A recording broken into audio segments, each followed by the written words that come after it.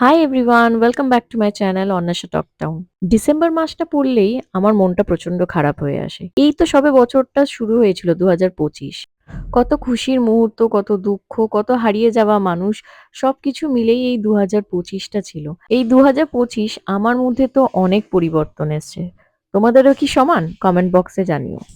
প্রতিদিনের মতো সকালবেলা ঘুম থেকে উঠে আমি উষ্ণ গরম জলটা খেয়ে নিলাম আর তারপর বানিয়ে ফেললাম ব্রেকফাস্ট। শীতকাল আসলেই নানা রকম সবজি খেতে ইচ্ছে করে। তো আজ বানিয়ে ফেলছি প্রথমবার চিড়ের পোলাও। আমি খুব আজ অল্প তেলে চিড়ের পোলাওটা বানাবো। এই টাইপের যদি সসপ্যান তোমাদের লাগে বা পছন্দ হয় আমাকে জানিও, আমি কমেন্টে দিয়ে দেবো। একদম বেশি তেল লাগে না আর হেলদি খাবারও হয়ে যায়। আজ আমার একটা পার্সেল আসার কথা, তো সেটা যদি এসে যায় তোমাদের সাথে আনবক্সিংটাও আজ সেরে ফেলবো। আর এদিকে কড়াইতে আমি একে একে রসুন কুচি, পেঁয়াজ পাতা, টমেটো, পেঁয়াজ এগুলো সব দিয়ে দিলাম। কারি পাতাও দিয়ে দিয়েছি। তার মধ্যে আমি দিয়ে দেবো ভিজিয়ে রাখা চিড়েটা। বেশি কিন্তু চিড়েটা আমি ভেজাইনি, কারণ হচ্ছে নাহলে নরম হয়ে যাবে। তো ভেজে রাখা চিড়েটা দিয়ে দেবো। তারপর দিতে পারো তোমরা এখানে চিকেন, ডিম, চিংড়ি মাছ। আমার কাছে ছিল চিংড়ি মাছ আর একটু ডিম দিয়ে দিয়েছি। তারপর আমি ভুলে গেছিলাম সর্ষে ফোড়নটা দিতে, যেটা একদম প্রাইম এখানটার আ আইটেম বলতে পারি। তো সেটা অল্প তেল একটুখানি নিয়ে সেটাতে ফোড়ন দিয়ে ব্যাস হয়ে গেল, চিড়ের পোলাও রেডি। তারপরে আমি আর শৈবাল খেয়ে নিলাম। খেয়ে আমরা অফিসের জন্যে বসে গেলাম। এদিকে দেখি শৈবাল আবার পেয়ারা কেটে এনেছে, সেটাকে সুন্দর করে মাখিয়ে তো ১২টার সময় আমরা ফল খেয়ে নিলাম। তারপর আমার মিটিংটা শেষ হতে একটু ছাদে চলে গেলাম। ছাদে গিয়ে জামা প্যান্টটা মেলে নিলাম। আর তারপর আবার কাজ শুরু করলাম। যতক্ষণ ছাদে জামাকাপড় শুকোতে দিচ্ছি, ততক্ষণ তোমাদের সাথে একটা গল্প শেয়ার করি। কোনোদিন তো আ কোনো কথা তেমনভাবে শেয়ার করা হয়নি। তো ছোটবেলায় জানো তো আমি প্রচন্ড ছটপটে মেয়ে ছিলাম। প্রচন্ড মানে প্রচন্ড। মানে এই মুহূর্ত থেকে ওই আরেকটা মুহূর্তের মধ্যে আমি যে কি আকামটা করতাম সেটা আমি নিজেও জানতাম না। আর এখনো আমি প্রচন্ড ছটপটে। হয়তো একটু বয়সের সাথে, সাথে শান্ত হয়েছি, বাট সেটা জানি না কতটা পারসেন্ট। কিন্তু যেটা মেইন বলার জিনিস হচ্ছে যে, বিয়ের কয়েক বছর আগে আমার স্কুলের বন্ধুদের সাথে যখন কথা হয়, এই জিনিসটা বুঝতাম না, কিন্তু এখন বুঝি। যখন বন্ধুরা বলত যে, "বিয়েটা কর, বুঝবি যে কত দায়ী-দায়িত্ব।"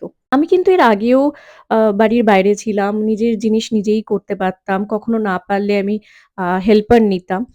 হ্যাঁ, তবে যেই জিনিসটা আমি নিজের জন্যে করতাম, সেখানে যখন আরো একজনের জন্যে করতে হয় বা আরো কজনের জন্যে করতে হয়, একটু অ্যাডজাস্টমেন্ট এর সময় লাগে। অবশ্যই সময় লাগে।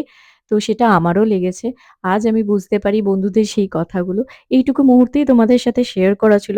এই বলতে, বলতে আমি অফিসও করলাম আবার। মাঝখানে আমি একটু ছাদে গেছিলাম বিকালবেলা। একটুখানি ছাদে হাঁটাচলা করলাম। তারপরে এসে আবার অফিস স্টার্ট করলাম। অফিস করতে, করতে আমার প্রায় ৯:৩০ বেজে গেছিল। আর এরই মধ্যে আমার পার্সেলটাও চলে এসছিল। তো আমার অফিসটা শেষ করে তোমাদের সাথে আমি পার্সেলটা যেটা এসছে সেটাতে কি, কি এই আছে সেটা পার্সেলটা তোমাদেরকে তোমাদের সাথে আমি দেখাবো। আনবক্সিং করব। এই পার্সেলের মধ্যে কি কি আছে চলো তোমাদেরকে দেখাই। এখন বাজে 11:15। আমি পার্সেলটা প্রায় আমার ধরো ওই সন্ধ্যের দিকে এসে গেছিলো, আমি আনবক্সিং করতে পারিনি, তাই ভাবলাম পার্সেল আসলে আর আজকে যদি না খুলি পার্সেলটা, মানে আমার ঘুম হবে না, সারারাত্রি কিন্তু ঘুম হবে না। তো চলো দেখা যাক পার্সেলটার মধ্যে কি কি এসছে। যেগুলোকে অর্ডার করেছিলাম সেইগুলো সবকটা ঠিকঠাক এসছে নাকি চলো তোমাদের সাথে শেয়ার করি। তাহলে পার্সেলটা আমি খুলে ফেলেছি। আচ্ছা, এনেছি হচ্ছে 4টে কমপ্লিট কেয়ার টুথপেস্ট। এটা খুব ভালো। আমি হিমালয়ার টুথপেস্ট ইউজ করছি প্রায় অনেক দিন। তো আমি এইটা একটু নতুনত্ব আমি তোমাদেরকে দেখাচ্ছি। মানে অর্ডার যেটা করেছি সেটা ফার্স্ট টাইম ইউজ করবো, কিন্তু হিমালয়ের টুথপেস্ট অন্য একটা আমি ইউজ করেছি, সেটা খুবই ভালো। তারপরে এনেছি একটা অলিভ অয়েল।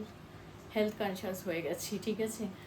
তো এই অলিভ অয়েলটা যে কোনো স্যালাড বা হালকা, মানে যেখানে বেশিক্ষণ তোমাকে হিট করতে হবে এরকম কোনো খাবারে না দেওয়াই ভালো। হালকা ড্রেসিংয়ের জন্য বা স্যালাড বা হালকা অল্প চিকেন স্টার করলে, তো ওই সবের জন্য। আর একটা এনেছি হচ্ছে তোমার অয়েল স্প্রে। এটা শৈবালের খুব ইচ্ছা ছিল যে জিনিসটা দেখাচ্ছিল না। দাঁড়াও, আমরা এমনি একটু অল্প তেলে সব কিছু রান্না করি বা খাবার খাই, বেশি তেল পছন্দ না দুজনেরই। এটা দেখতে এরম, এটা অয়েল ঢেলে দেন স্প্রে। এটা স্প্রে আমাদেরকে দেখাবো কোনো একটা কুকিংয়ে রান্না করে, মানে কোনো একটা রান্নাতে ইউজ করে।